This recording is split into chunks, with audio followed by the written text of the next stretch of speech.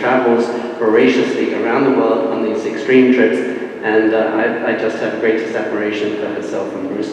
And having seen this talk, because we had a presentation for the professional photographers of Santa Clara Valley this last Wednesday, and Pam did great, and having seen that presentation, I know that you'll enjoy it today. So here we are, here's Pam Perkins. I don't think you need to know all that, so I'll hand over to Pam.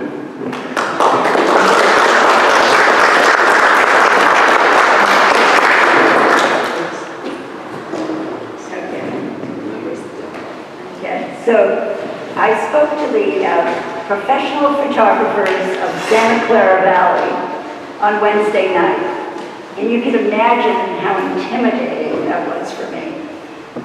I mean, just looking at the audience now, and I see familiar faces. In fact, I think I know almost everybody in this room. And so thank you for coming and supporting me. I've traveled with some of you.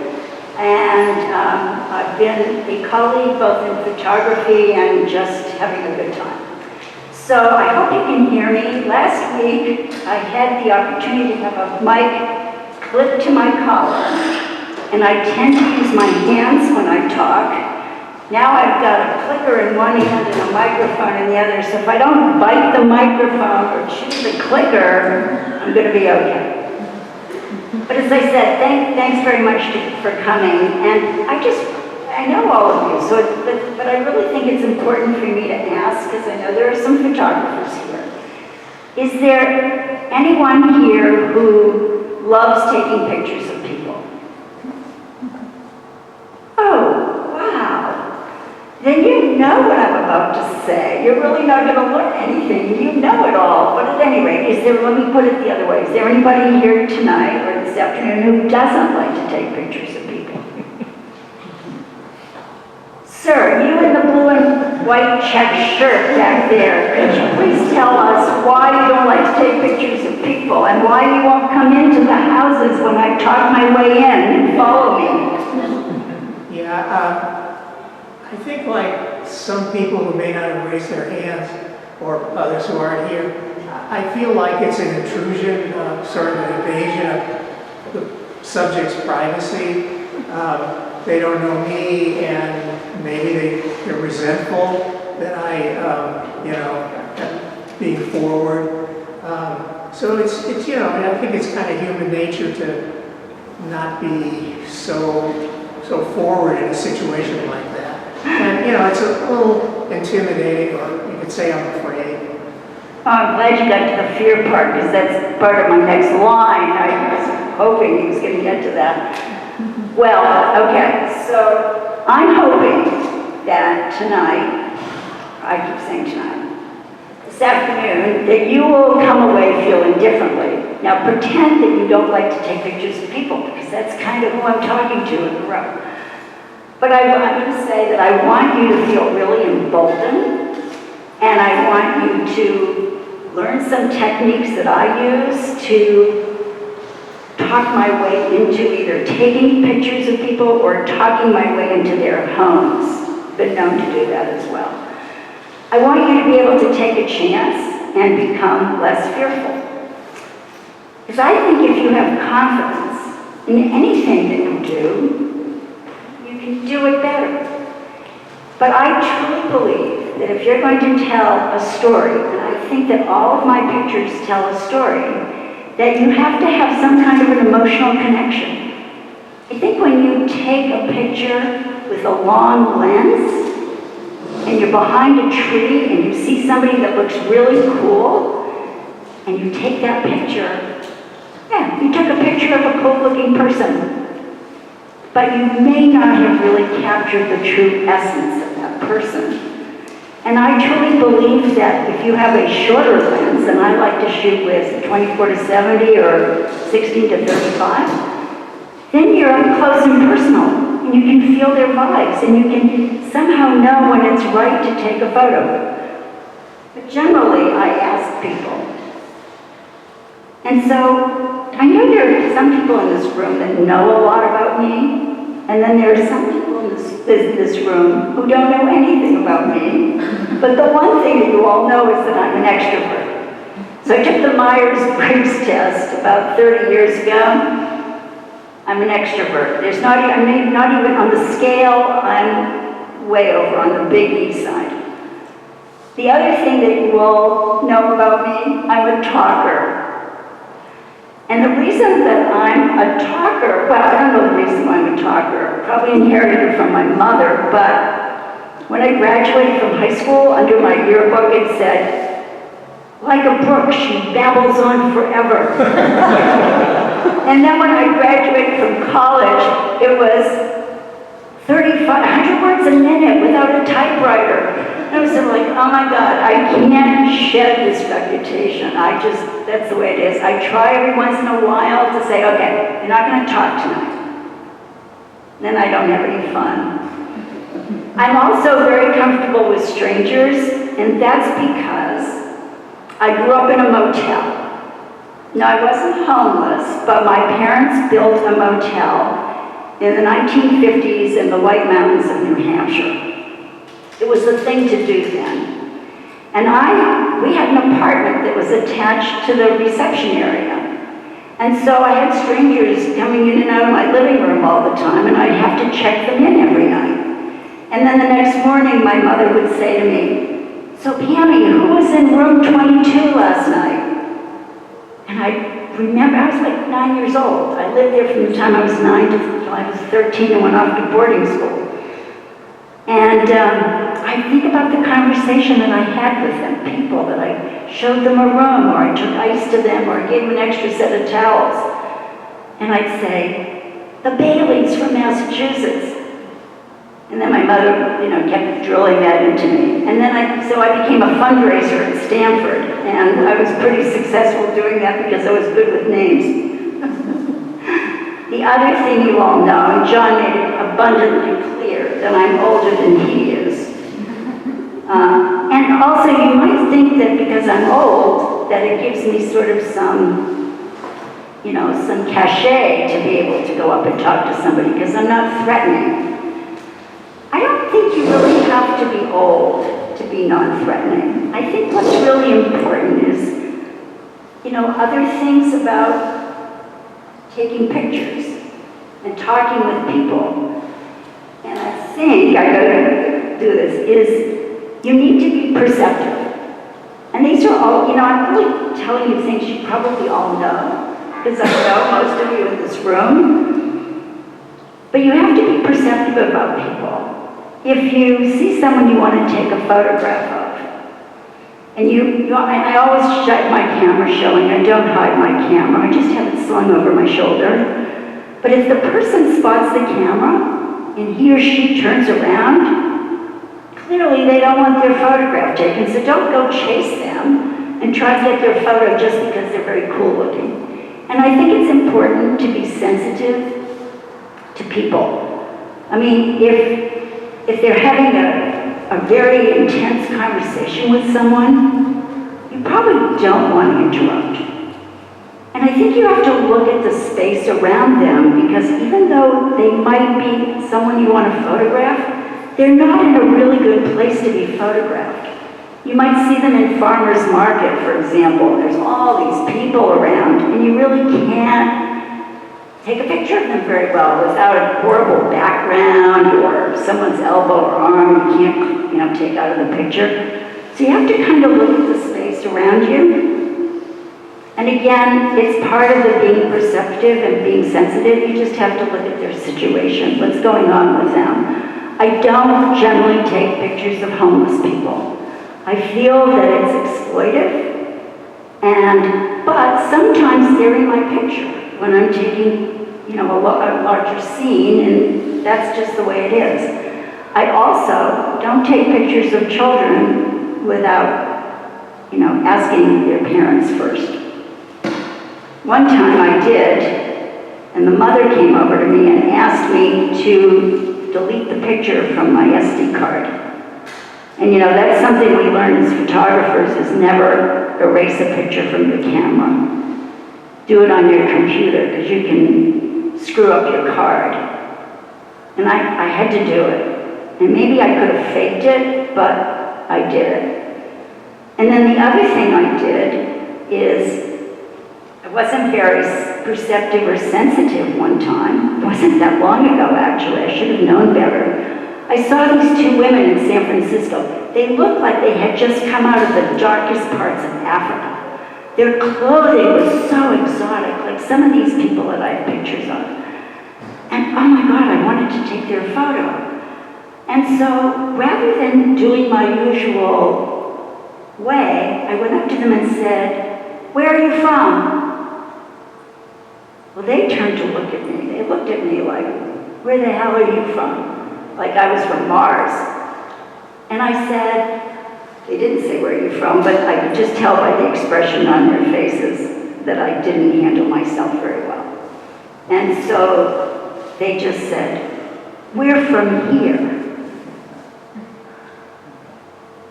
Well, I was very embarrassed. They got on the bus and took off, and I sat there and realized I'd really made a fool out of myself, so I learned that lesson.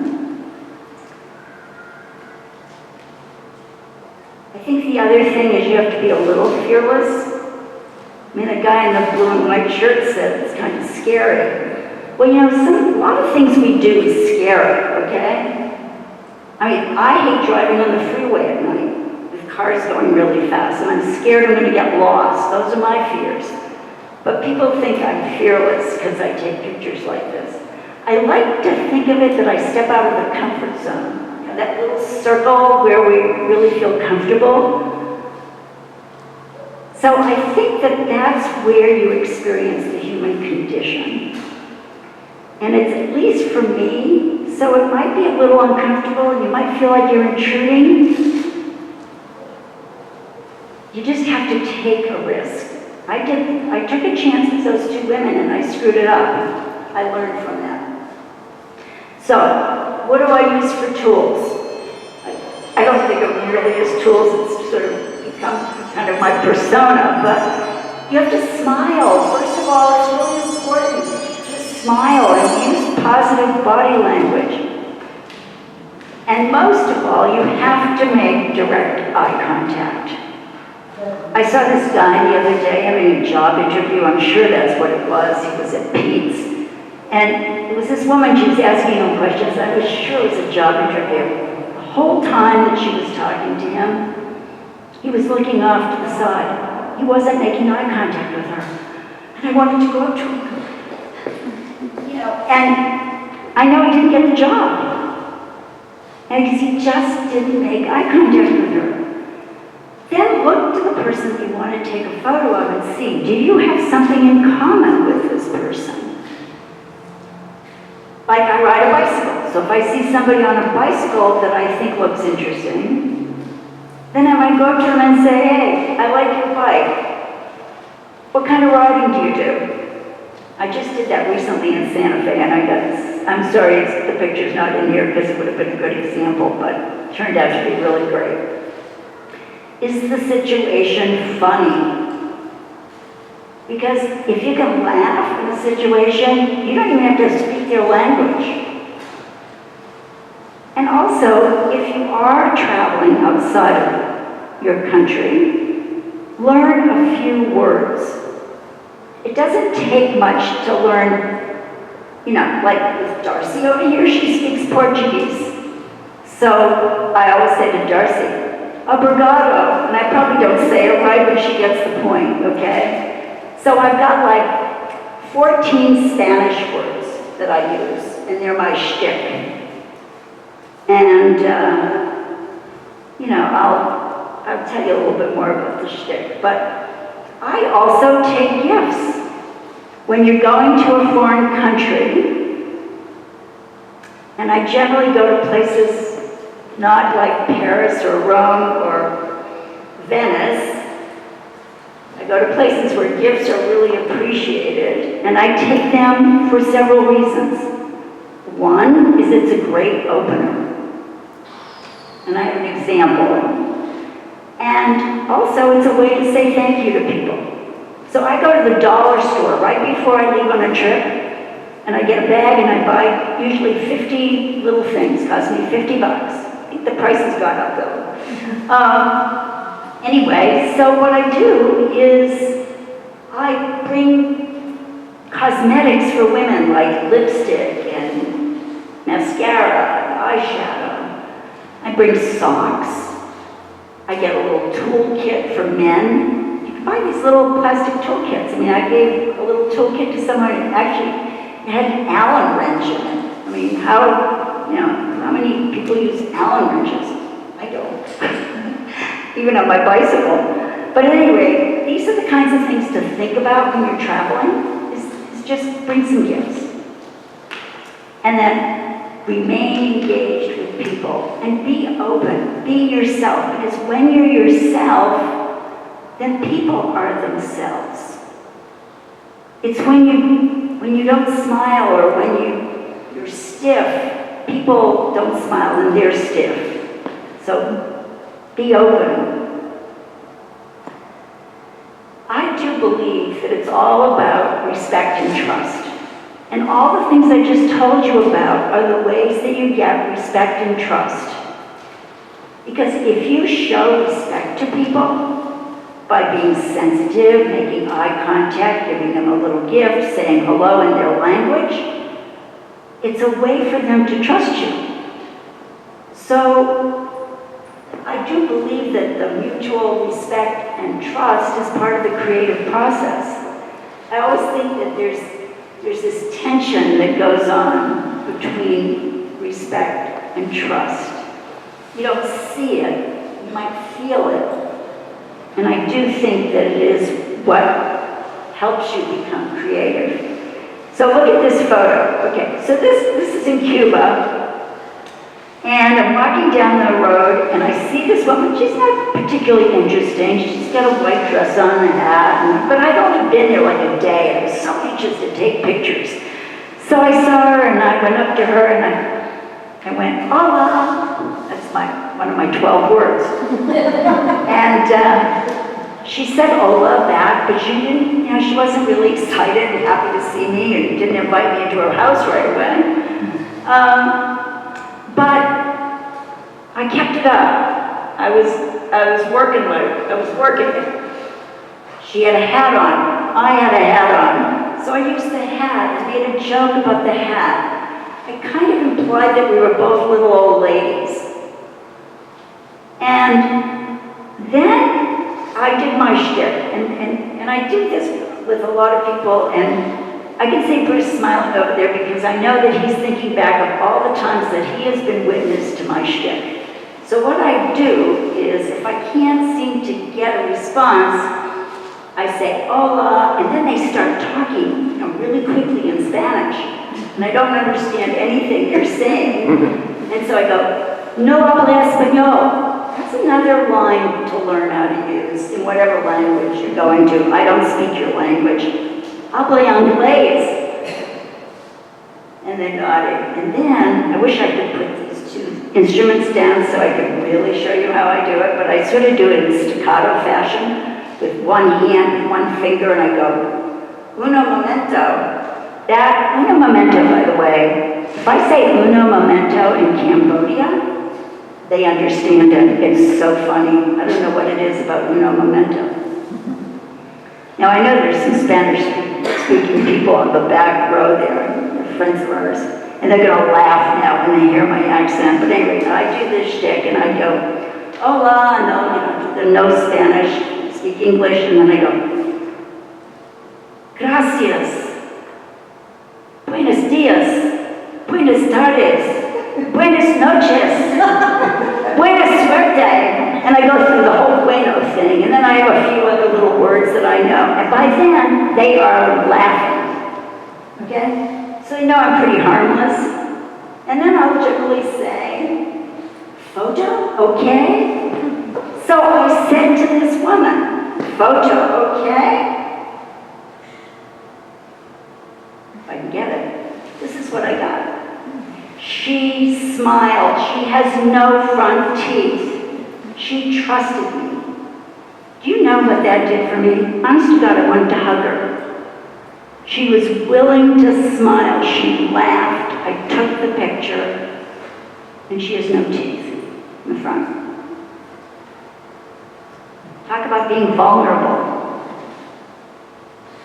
And yes, there are some barriers to doing this. First of all, the language, like I said. The other thing is time. If you're with a group of people, oh my God, people are not going to wait while Pam does her 12 words of shtick.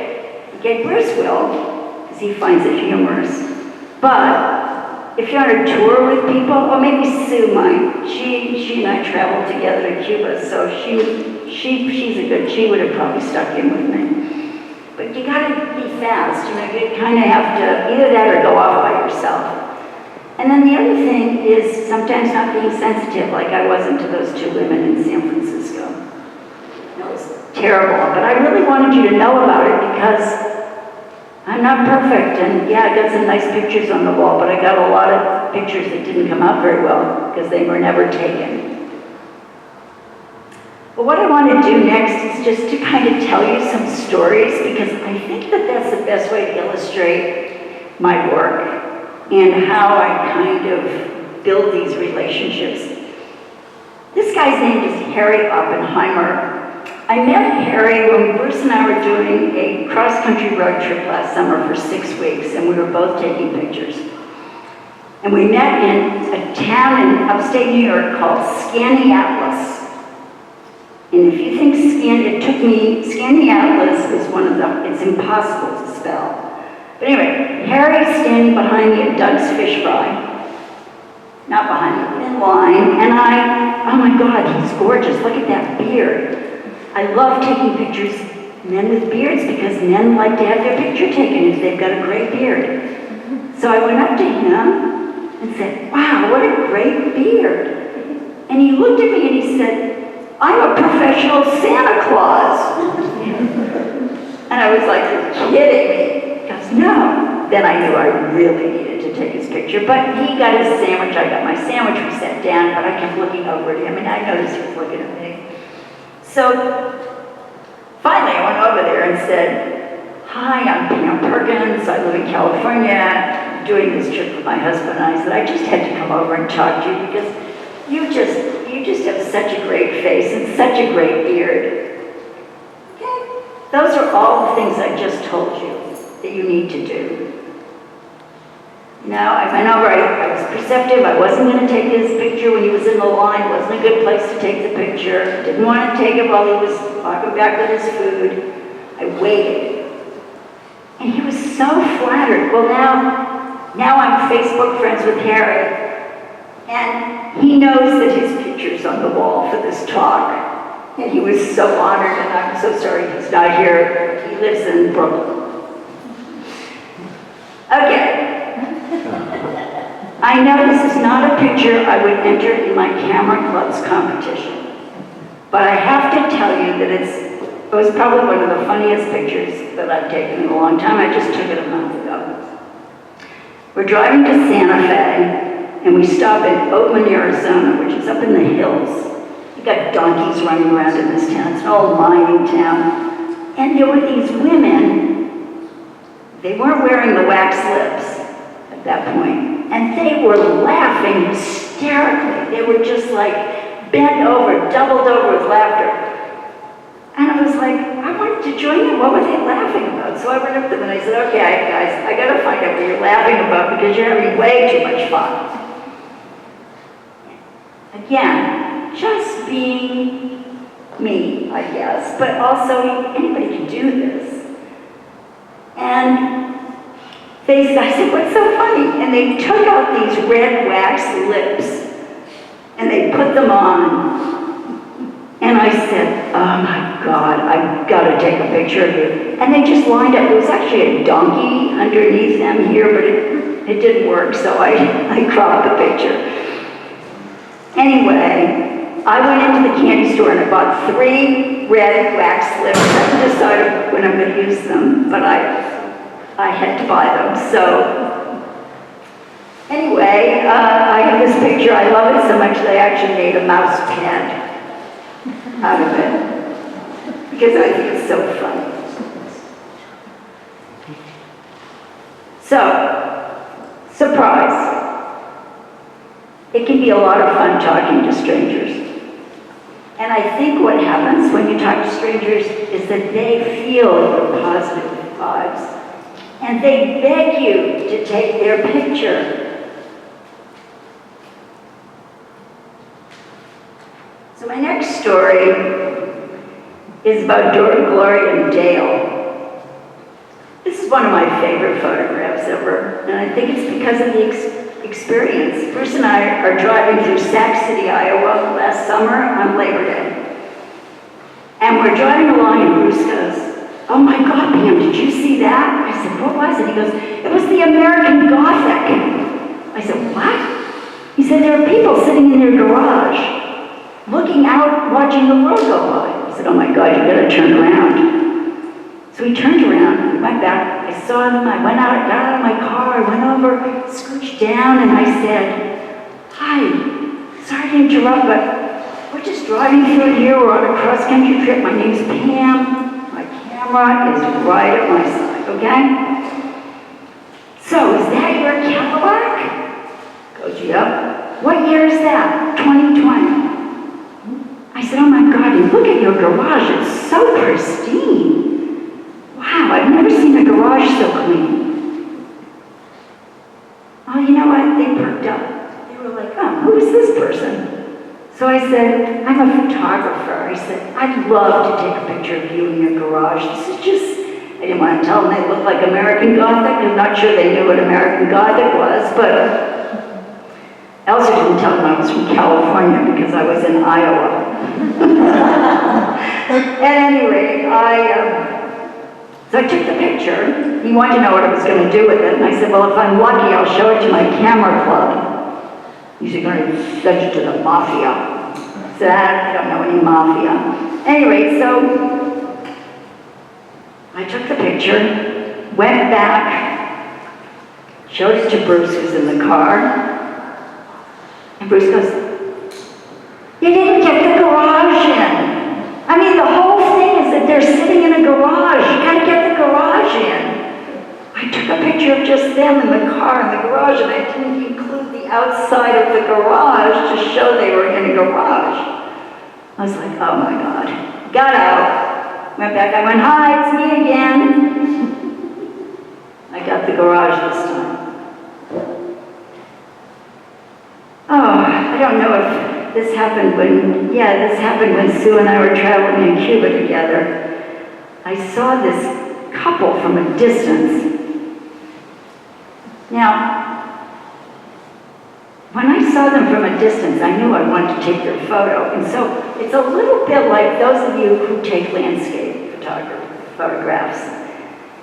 You know, some of you use this thing called pills or some kind of an app that tells you when the sun sets and when the fog is going to come in and all these things. And so you photograph with intention, and in a way I do too. My intention is to get a good photograph and to show honesty and humanity. So I saw this couple. I didn't know who they were, husband, wife, whatever, but as I got closer, and they spotted me too. And I was thinking, I got a tool set in my backpack. So I took the tool set out, and I got down at their level. They were sitting on the stoop. And I went, "Hola," and I did probably a few things. I'm not sure I did the whole shtick at that point. And he was thrilled with this. It was one that had the Allen wrenches in them. And he showed them to the guy who was sitting on his stoop next door. Like, "Look what I got." And so we talked. He didn't speak English and I didn't speak Spanish, but we talked. And then I said, "Casa?" That's my way of getting into houses. Because what are they going to say when I go, "Casa?" They go. So, they invited me in. These are just pictures that are snapshots of them in their house, and then there were these two other people there, but they trusted me. I think probably the gift helped. I think it was also just that I was scooped down at their level. I wasn't standing, they were sitting, so I tried to lower my body, so I was making direct eye contact with them. The best part about it is that the next year I went back with a little book that I made for them with a whole bunch of pictures I'd taken. And that was fun because they'd never seen themselves in a bound book. And that was very cool. This woman is Biba. She lived across the street from the hotel in this little fishing village in Cuba. I met her in 2018 as I was leaving. And then when we went back in 2019, I remembered that she lived across the street from the hotel, so I brought all sorts of gifts for her. I knew she liked to look pretty, so I brought mascara and eyeshadow and lipstick. And I didn't have to say casa. She grabbed me by the hand and brought me into her house.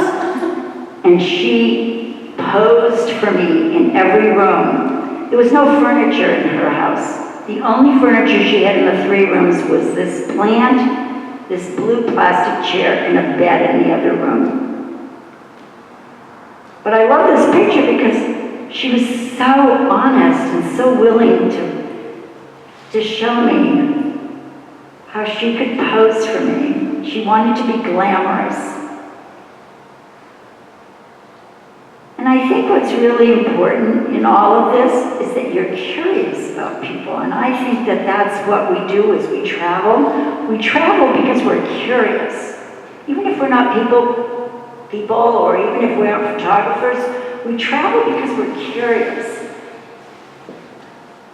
So a lot of people think that I only take pictures of people in countries like Africa and Cuba. This was taken in the Midwest. I took it at a roadside attraction where I saw these 2 kids. They were 17. And I was really curious. So I walked over to them, and I'm showing my camera, and I said, didn't say hola, thank God. I said, hi. So what are you guys up to? You look cute. I mean, first of all, look, when you get your hair like that, you want people to notice. You think they do it just for themselves or for each other? No, they want you to notice. They want to be noticed. So I engaged them in conversation. So what are you doing here? Well, they were on their way to Branson, Missouri. And the guy on the left, his mother was their chaperone. She was driving them to Branson.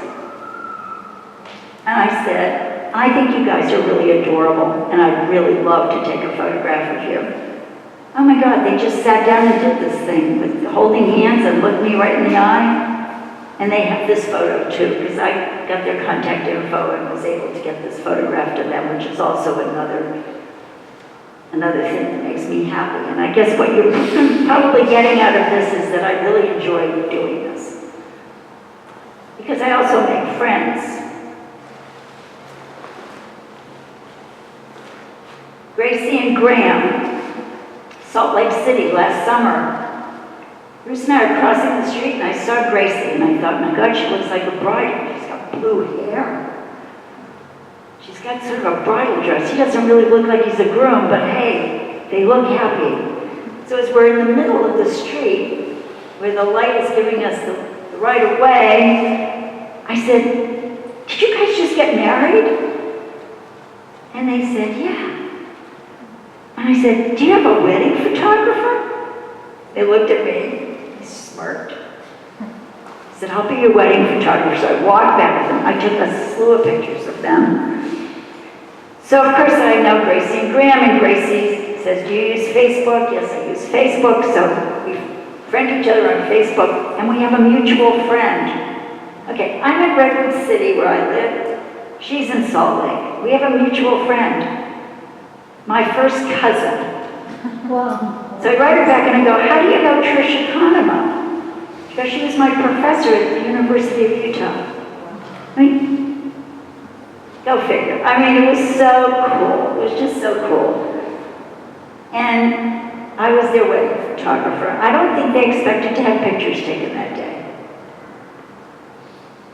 This is another funny thing. So I'm up in San Francisco with this guy, Ron. Ron is doing a project where he has to have a video of someone taking pictures. So he asked me, hey Pam, can I follow you around? You take pictures of strangers. And I go, sure. So we met at Pier 39, but I got there before he did, and I spotted this couple. And I took one look at him, and I thought, oh man, this is a guy who wants to be photographed. So I took this picture, and then I went up to them and said, hey, you two. And they turned around. I mean, I was pretty gutsy. I mean, they could have turned around and scowled, but they didn't. They turned around like they were curious. Who's this person? And I said, I just took a photo of you. I hope you don't mind. And I showed it to them. And then when I saw what he really looked like, I thought, oh man, this guy's really unreal. I gotta get a picture of that. So then I told him about this plan. I was meeting my friend who was going to follow me around. And so I said, would you be my guinea pigs? And can we play this up? And he said, sure. So here's the video that Ron took. And I'm just sort of walking like, I know what I'm doing. I know these are planted, so I tell him, come on, I'll be here. Because I really didn't know quite what I was doing, and I was worried about, was they doing the right thing for Ron? And anyway, they sit down, and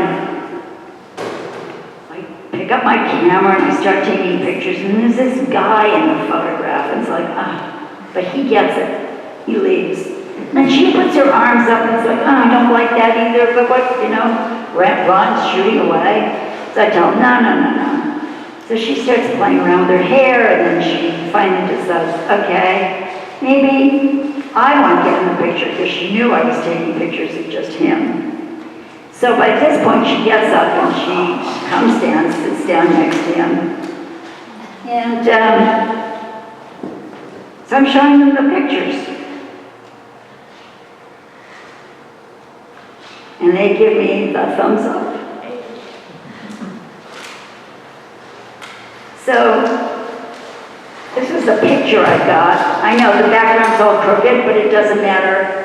I still like this picture because of the connection I had. And he trusted me. He texted me a little while later and asked me if there was a place, did I know any place where you could buy weed? So I figured he trusted me. I wrote him back and said, you know what, it's legal here. He was from out of state. I said, it's legal here, so you don't have to worry. You can buy it anywhere. Because I didn't really know where you buy it. But how do people respond to me? I mean, some people think that they don't want you to intrude. And I think they respond positively because I get their trust. Because I show respect. And they're curious too, like, what is it about me that they want to take a photograph? And there was a person here earlier who said she doesn't do this, take pictures of people because when they look at the photograph, they're critical of themselves. I've never had that happen. So I don't know, most people are really generally very positive.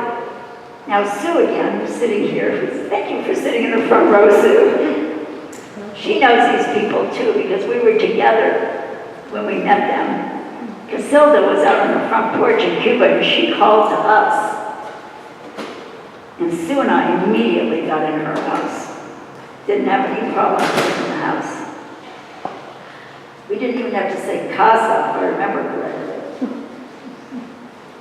And we did get in their house. And Sue took that picture of me down at the bottom, actually. We went back to our hotel and we decided we only had 3 more days left in Cuba. We gave them all our clothes. Sue was going, oh, I really love this shirt. I hate to give this away. This is one of my favorite shirts. She gave it to her. The next year I went back. Casilda was wearing Sue's jeans and she was saying, cowboy, cowboy. Let me tell you, those are the things that makes travel not only fun, but it also makes it fun when you're taking pictures of people because you get this kind of response and you have this wonderful connection and then you get to have a show and then you get to have all these people come and hear you tell the story. Okay, this is 00. I said to him, oh my God, your name is 00. I must be your mother because I'm 000. We were at Farmer's Market in Hollywood, not a good place to take a photograph. People all around, the worst background in the world, but he was gorgeous. And I said to him as we walked by me, I went, boy, you're a cool dude. Now that may be where being an older woman helps, that you can tell a guy's a cool dude. And I spotted a place, I spotted a wall in the shade, and so we went over there, and this guy clearly knew how to pose. I mean, I didn't have to tell him. I mean, I didn't really know what to tell him. He was gorgeous. I have this blown up, it's huge. It's in my house, I love it. Here's another guy. Now tell me, have you been growing your hair for 6 years? Don't you think you want someone to take a picture of you? This is Eugene, he sells tie-dye, same place, Hollywood Farmers Market, great place to go to do people photography, street photography. He was a little scary at first, but he was another cool dude. Now, you have to admit, if you see somebody in a shamrock suit, you know that it's March 17th. And I said to him as I walked by, oh my God, where did you get that suit? Amazon. I said, you can buy anything at Amazon. I gotta get your photo. This is just too good to pass up. Would you mind taking off your mask during COVID? So at any rate, that's the picture. Again, these are snapshots, but you know, for me, it's just a way to tell you about, you know, don't be afraid, just do it. What's the worst thing that can happen? They can get on a bus and drive away. Okay, so I take a lot of pictures of indigenous people from around the world. And I wouldn't say so much for these people, but I never felt that they were skeptical. I felt that they were more curious about me. They were curious about my camera. So one of the things I did on my last trip, and I'm going to do it again when I go back to West Africa in February, I'm going to take this little Instamax, Fuji Instax, or I call it a Polaroid-like camera, because these people want to see pictures of themselves. And it's a great opener. So I took a series of pictures of mothers and their babies. This is one of them. It was a little tricky. I had a Polaroid-like camera in one hand and my other camera in the other hand. I had to take out the picture. But when they saw this piece of paper come out of this machine, and then they looked at it, and then their faces appeared. I have to tell you, it was one of the greatest thrills that I've ever had, to be able to show people their pictures for the first time. And I'm going to do it when I go again. I cut off her head, but it's okay, as long as I didn't cut off the baby's head. The baby looks a little bit in shock, but... This is another one. She was dying to have her picture taken. But I was involved with other things, and she was following me around. I found children followed me around for some reason. I think they all want their picture taken. And finally, when I said, okay, that's basically how I dealt with it. She just put her hand on the wall and gave me that look. Unfortunately, they don't have internet where this was taken, so she didn't get to see this photo.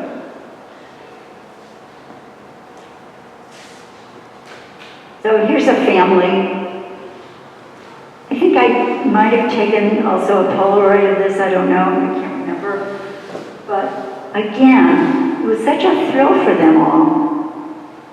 I think probably the reason that I got into all of this was when I went to Papua New Guinea first, but Ethiopia and South Omo, which in 2009 when I was there was still considered really off the beaten track. These are the Mercy people.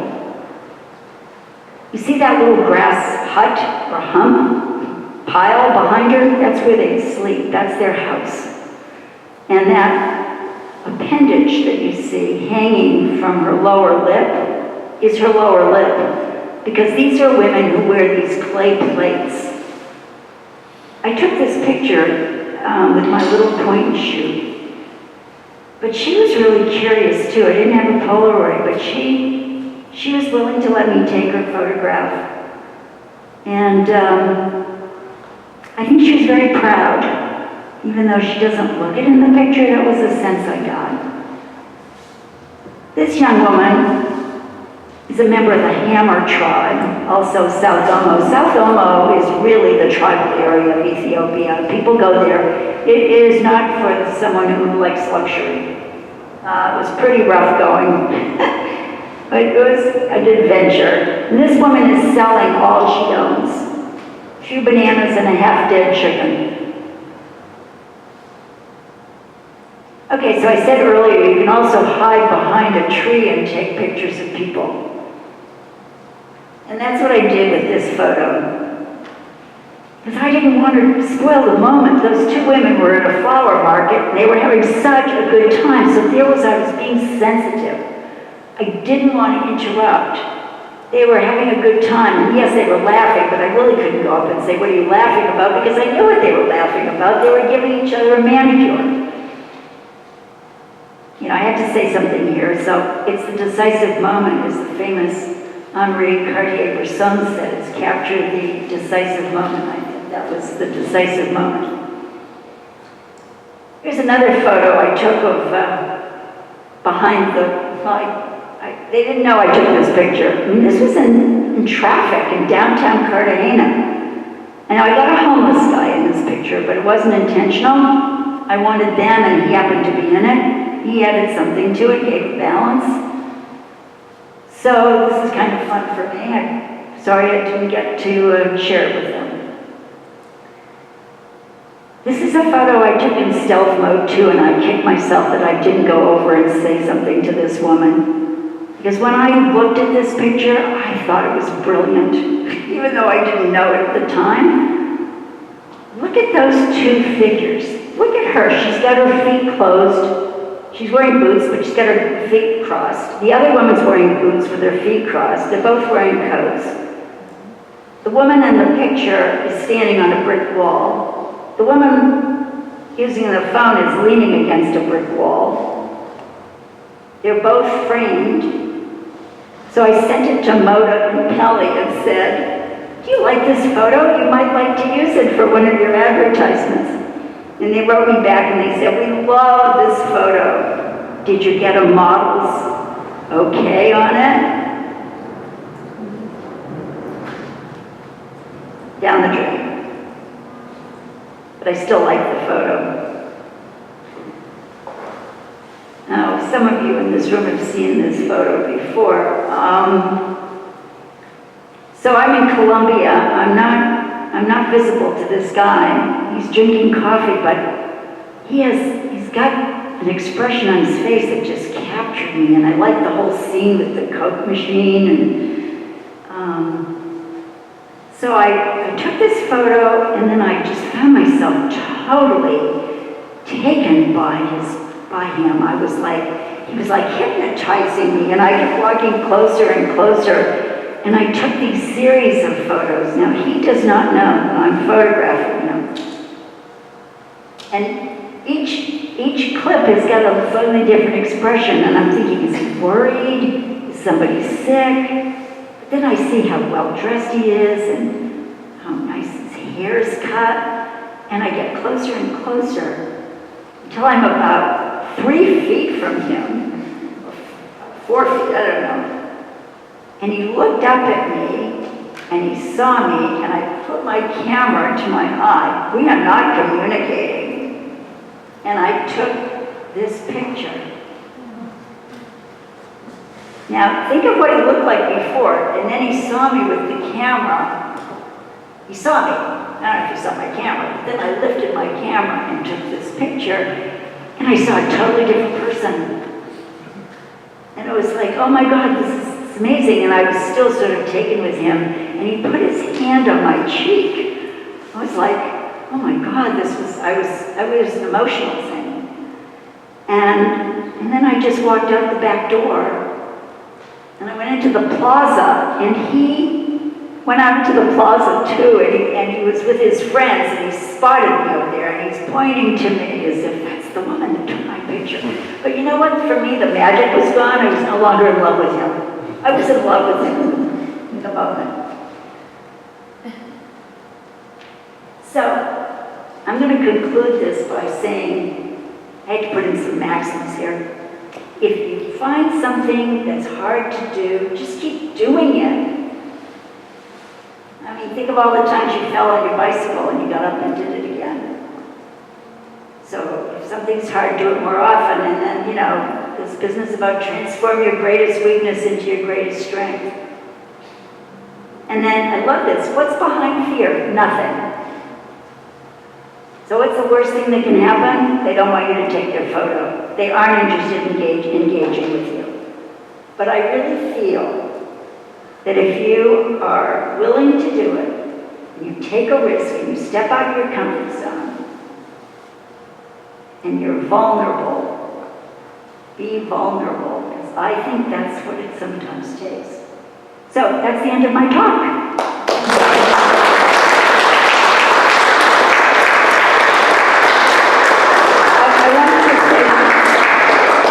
I really, really thank you so much for coming, and I do know almost all of you, and it means so much that you came today. And I'm sure that those of you who didn't know that I grew up in a motel now know my secret. Yeah. But anyway, thank you, and that's all.